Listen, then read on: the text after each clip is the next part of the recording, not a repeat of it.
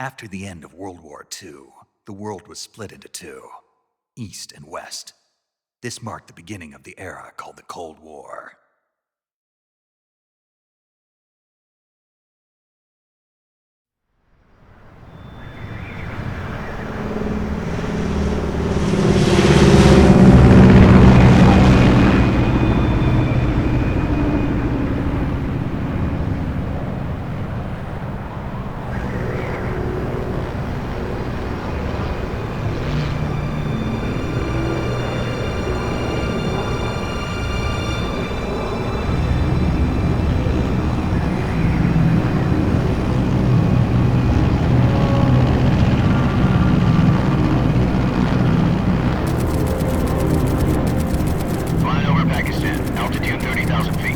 Approaching Soviet airspace. 20 minutes to drop off. Commencing internal depressurization. Equipment check. Arm main parachute. All right. You ready to go? Drop zone still showing a high pressure mass. Cav okay. Good. We've got high visibility.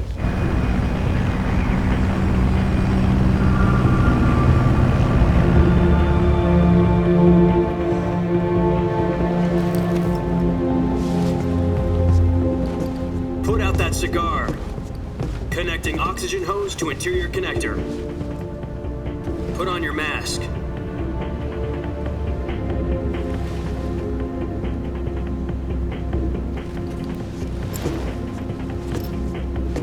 Does this panty waste know what he's doing? Approaching release point. 10 minutes to drop off. Hey, are you deaf? He said put out the cigar and put on your mask.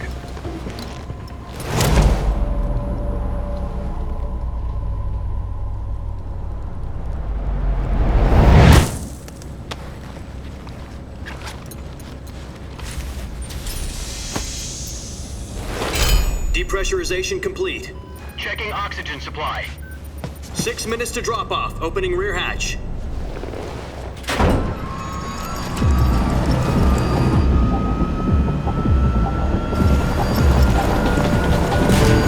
Sunrise.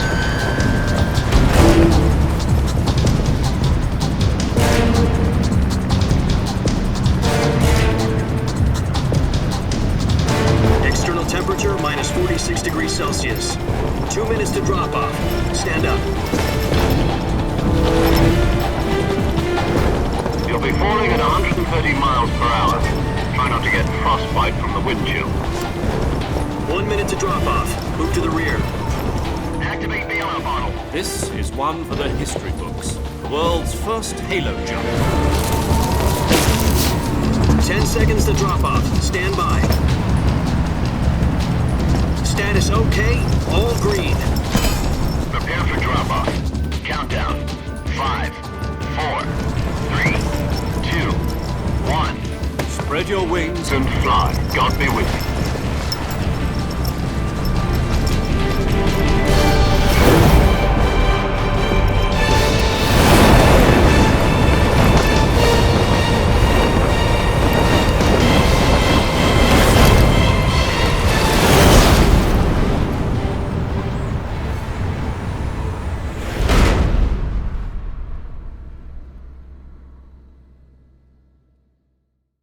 Jack, I've got some important news.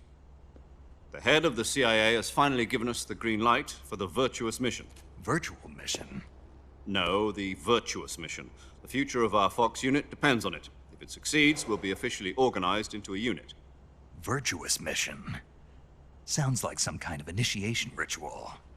Don't get cocky. This isn't a training op. Right. So what exactly is this wonderful mission? Well, about 2 years ago, a certain Soviet scientist requested asylum in the West through one of our moles. His name is Nikolai Stepanovich Sokolov. He's head of the OKB 754 Design Bureau, one of the Soviets' top-secret weapon research facilities, and the East's foremost expert on weapons development. Sokolov? Isn't he that famous rocket scientist? The very same. On April the 12th, 1961, the Soviets achieved the first manned spaceflight in history. The Earth was blue, but there was no God. Well spoken. The rocket that carried Yuri Gagarin to orbit was the A-1, known as the Vostok rocket. Sokolov is said to be the man most responsible for the multi-engine cluster used in that rocket. After Gagarin's flight, Sokolov left rocket development to become the head of the newly established Design Bureau. From a lowly technician to head of a design bureau, that's quite a success story, so why'd he want to defect? It seems he'd become afraid of his own creations. Afraid?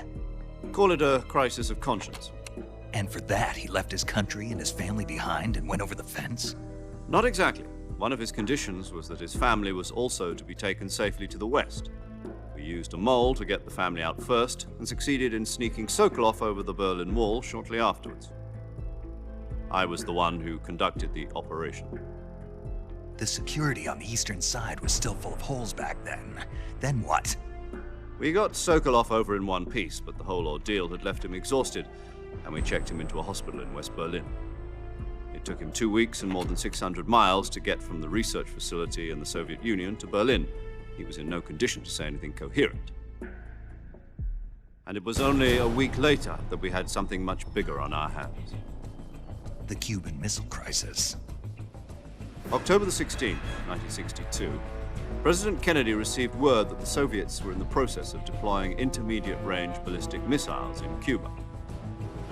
The President demanded that the Soviets dismantle and remove the missiles. At the same time, he announced a naval blockade to prevent further missile shipments from reaching Cuba. But the Soviets didn't back down, instead placing their armed forces on secondary alert. Soviet transport ships carrying missiles continued on course towards Cuba. US and Soviet forces went on alert for an all-out nuclear war. Frantic negotiations were conducted through the UN's Emergency Security Council and unofficial channels to end the hair-trigger standoff. Finally, on October the 28th, the Soviet Union agreed to remove its missiles from Cuba, and so the world avoided a nuclear holocaust.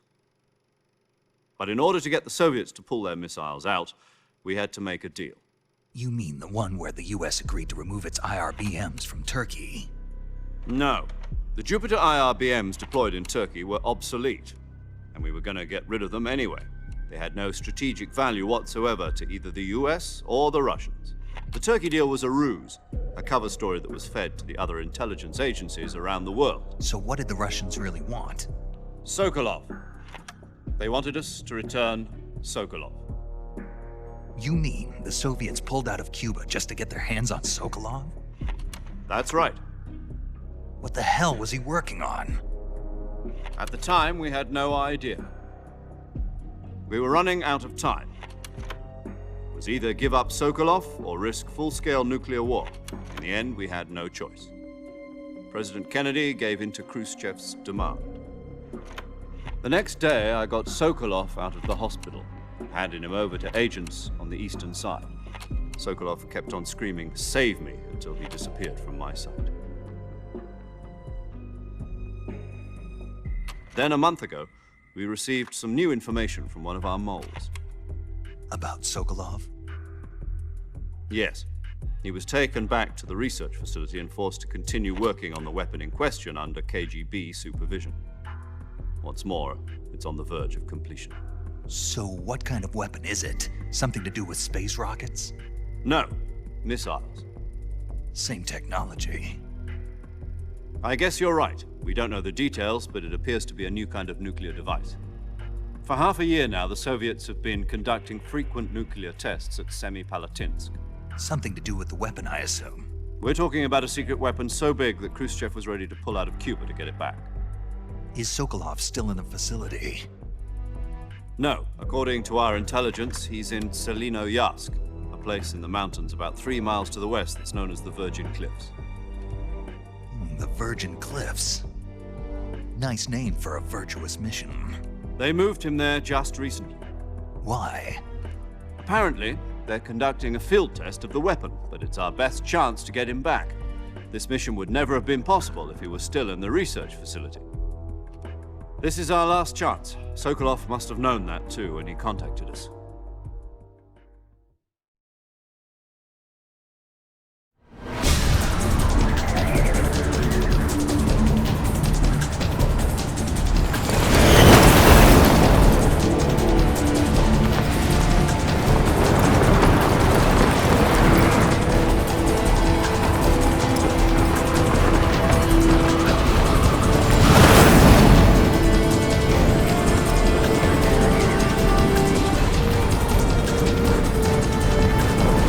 Listen up, Jack. Your mission is to infiltrate Selino-Yarsk in the Soviet mountains, ensure the safety of Sokolov, and bring him back to the west.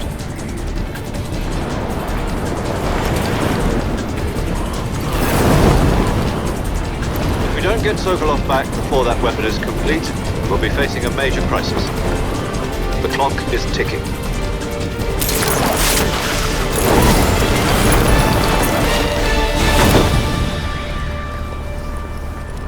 Once we've confirmed the rescue of Sokolov, stand by at the recovery point. A recovery balloon will be dropped at that point. Helium will be pumped into the balloon to inflate it. The process takes about 20 minutes. Once it's complete, the gunship's arm will latch onto the balloon and pull it up. The Fulton surface-to-air recovery system. I'm familiar with the theory. Take it easy. It's been combat-proven. Do you think Sokolov is up to it? The shock will be less than during a parachute jump, and the arm can handle up to 500 pounds. So you're planning on going over the border in a single combat Talon? She's equipped with two 6-barrel 20mm Vulcan cannons, as well as two 40mm machine guns. Sounds like she could hold her own against a battalion of tanks. Even with the fuel in the reserve tank, we're facing a 4-hour time limit. If all goes well, it shouldn't take more than a few hours. Home in time for dinner. But if anything goes wrong, you'll be eating dinner, breakfast, and all the rest of your meals in the jungle.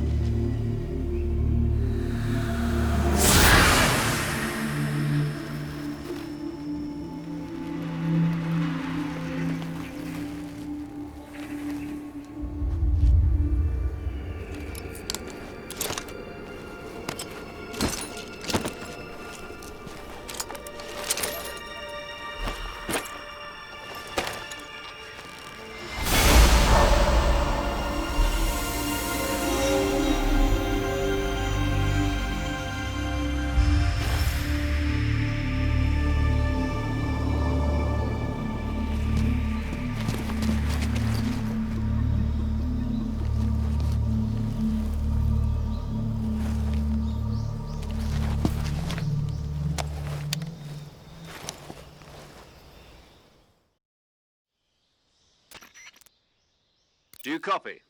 You're already in enemy territory, and somebody might be listening in.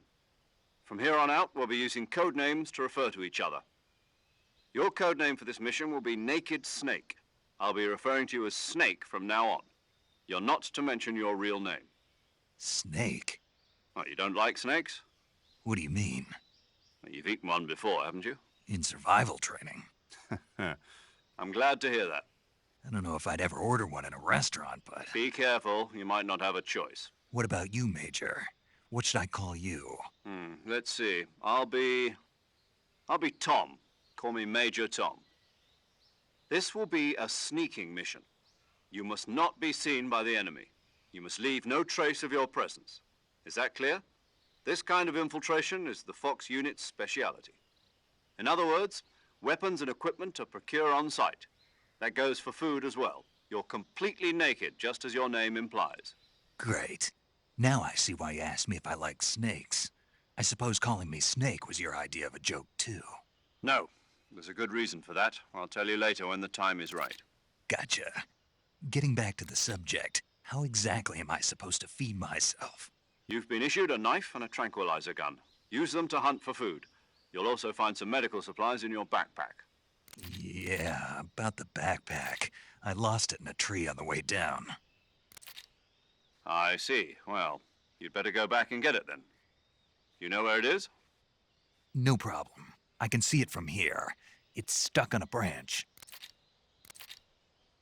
To climb a tree, stand in front of a tree that's covered in ivy and press the action button. I'll be monitoring your progress over the radio. We can't risk violating Soviet airspace, but I'll be in the gunship. My frequency is 140.85. I'll give you a call if I need to talk to you. If you need to talk to me, use the send function. Okay, Snake, go get your backpack.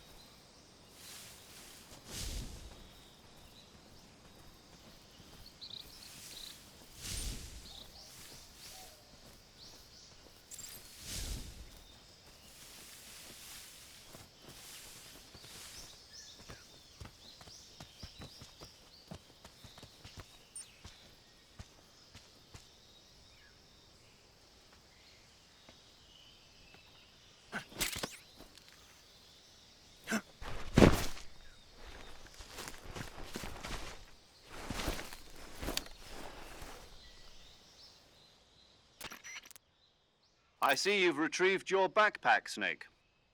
To equip a weapon, it's necessary to take it out of your backpack. In the survival viewer, choose Weapon from the backpack. Your available weapons will be displayed in a list on the screen. From that list, choose the weapon you want to equip and press the Enter button. For other equipped items, just do the same thing from Item. Got it. Use the survival viewer backpack. Yep, that's right. Survival is fundamental to this mission. After you've been out in the field for a while, your stamina will start to drop. If your stamina gets too low, it'll affect your performance. You won't be able to shoot accurately, for example, and your wounds won't heal as smoothly. Keep an eye on your stamina so you don't run out. To recover lost stamina, you can hunt for local flora and fauna. You can use either your tranquilizer gun or your knife to hunt. My only weapon is a Mark 22 Hush Puppy tranquilizer gun? That's right. It's been fitted with its own suppressor. However, the suppressor will deteriorate every time you fire. Once its durability reaches 0, the noise suppression effect will be gone. So don't get too trigger-happy with it. The suppressor's durability is shown in the icon. Any weapons and equipment beyond what you're carrying now, you'll have to find as you go. I have to find my own weapons and equipment? Whose crazy idea was this anyway? Solo covert actions are standard Fox operating procedure. You can't leave any traces of your presence. No weapons, equipment, footprints, sweat, or bodily wastes. The same goes for bullets and cartridges, too. Your presence in enemy territory is already a violation of international conventions of warfare. There aren't supposed to be any American soldiers in Russia. It could spark an international incident. You can't let anyone see you. You can't let the enemy know you're there. This is a stealth mission. You're a ghost, Snake, in every sense of the word. And there'll be no rescue if you're captured. The military and US government will deny any involvement in the affair. Then I'll just have to take care of myself, huh? I'm afraid so. You've been given a fake death pill for that purpose. SIS guidelines stipulate that soldiers on covert ops like this one be issued a potassium cyanide capsule. Tape it to your body so you can take it when you need to. How generous of you. Use it if you're taken prisoner by the enemy. It'll send you into a state of false death for a short time. fooling them into thinking that I'm really dead. So, how do I come back to life? Just take the revival pill. You mean that thing they put in my tooth before the mission? That's the one. But be careful. If you remain in a state of false death for too long, nothing will be able to bring you back. Remember that. I'll keep it in mind. You said this was a solo mission, right? Right. I guess that means I can't count on any reinforcements. Correct. The mission rests entirely in your hands. A real one-man army. Relax. There's a support team ready to back you up over the radio. Who? I'll introduce them to you. This time, survival is of utmost importance. The first member of the support team will be in charge of monitoring your physical condition, acting as a medic, so to speak, as well as recording your mission data. She's a member of Fox as well, and she's here on the gunship with me. She? Hello, Snake. I'm paramedic. Nice to meet you. Paramedic. As in a medic who comes in by parachute. Aren't you going to tell me your real name? Are you going to tell me yours, Mr. Snake? My name, huh? It's John Doe. And they call you Jack for short. You're a regular Captain Nemo. A name means nothing on the battlefield. After a week, no one has a name. What's your name? Jane Doe. Very funny. I wasn't joking, but I'll tell you my name only if you manage to make it back alive. My frequency is 145.73. She's also in charge of recording your mission data. Whenever you want to save, send a message over the reserved save frequency, 140.96. So saving lets me record my mission data. That's right. It also records the state of your health. Good to know. There's one more person I want to introduce you to, Snake. Huh? Speaking of snakes, you remember the boss, don't you? A legendary soldier and your mentor. Actually, it was the boss that got the DCI's authorization in the first place. She's going to be serving as Fox's mission advisor. The boss is? She also helped me plan this mission. She and I were at SAS together. Jack, is that you?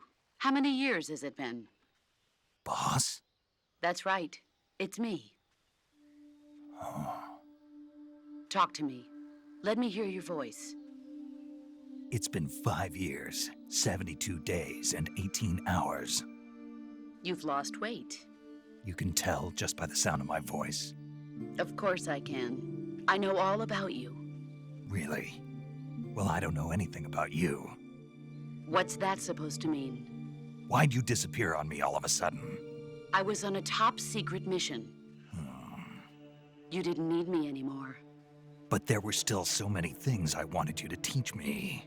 No, I taught you everything you needed to know about fighting techniques. I taught you all I could. The rest you needed to learn on your own.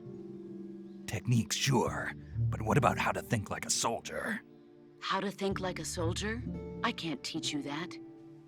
A soldier needs to be strong in spirit, body, and technique. And the only thing you can learn from someone else is technique. In fact, technique doesn't even matter. What's most important is spirit. Spirit and body are like two sides of a single coin. They're the same thing. I can't teach you how to think. You'll just have to figure it out for yourself. Listen to me, Jack. Just because soldiers are on the same side right now doesn't mean they always will be. Having personal feelings about your comrades is one of the worst sins you can commit. Politics determine who you face on the battlefield. And politics are a living thing. They change along with the times. Yesterday's good might be tomorrow's evil. Is that why you abandoned me? No, it had nothing to do with you. I already told you, Jack. I was on a top-secret mission. A soldier has to follow whatever orders he's given. It's not his place to question why. But you're looking for a reason to fight. You're a natural-born fighter, but you're not quite a soldier. A soldier is a political tool, nothing more. That's doubly true if he's a career soldier. Right and wrong have no place in his mission. He has no enemies and no friends. Only the mission. You follow the orders you're given. That's what being a soldier is. I do whatever I have to get the job done. I don't think about politics. That's not the same thing. Sooner or later, your conscience is going to bother you. In the end, you have to choose whether you're going to live as a soldier or just another man with a gun. There's a saying in the Orient, loyalty to the end. Do you know what it means? Being patriotic. It means devoting yourself to your country. I follow the president and the top brass. I'm ready to die for them if necessary. The president and the top brass won't be there forever. Once their terms are up, others will take their place. I follow the will of the leader, no matter who's in charge. People aren't the ones who dictate the missions. Then who does? The times. People's values change over time, and so do the leaders of a country. So there's no such thing as an enemy in absolute terms.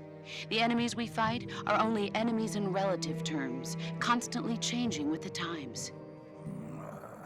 As long as we have loyalty to the end, there's no point in believing in anything, even in those we love. And that's the way a soldier's supposed to think? The only thing we can believe in with absolute certainty is the mission, Jack. All right, but do me a favor. What is it? Call me Snake. Snake. Oh, right. Your code name is Snake. It suits you well. That's right. The legendary unit that the boss put together during World War II was a snake. The Cobra unit, a group of heroes that brought the war to an end and saved the world. As long as you've got a legendary hero backing you up, you'll be fine. Isn't that right, Snake? Yeah, I can't think of anyone else I'd rather have with me. Oh, and one more thing, boss. Yes? It's good to hear your voice again. Same here. After all, who knows if either of us will make it out alive? Snake, you are always best at urban warfare and infiltrating buildings. But this is the jungle. Survival is going to be key. Those CQC techniques I taught you are sure to come in handy. CQC? Close quarters combat, huh? I've been in the Green Berets for the past few years. I'm probably pretty rusty. Not to worry.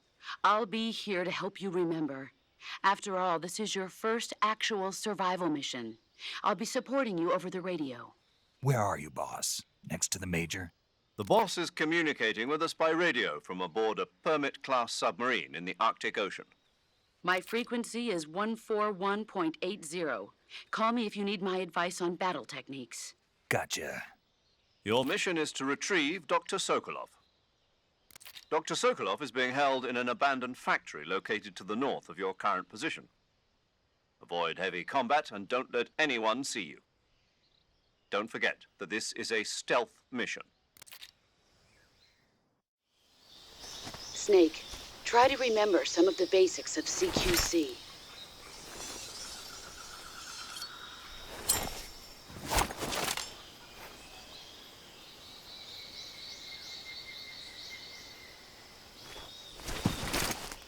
Commencing virtuous mission now.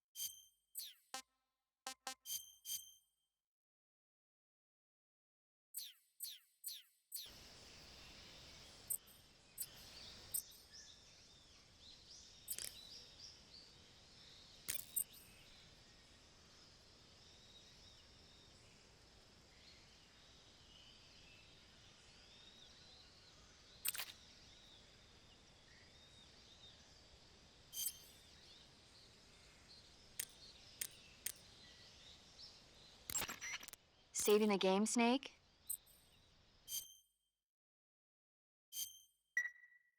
Hey, Snake, you ever heard of Godzilla, King of Monsters? No, what is it? It's a movie. You haven't seen it? Nope. It's about this monster called Godzilla, who grows to an enormous size in a nuclear test and goes on a rampage in Tokyo. Nuclear test, huh?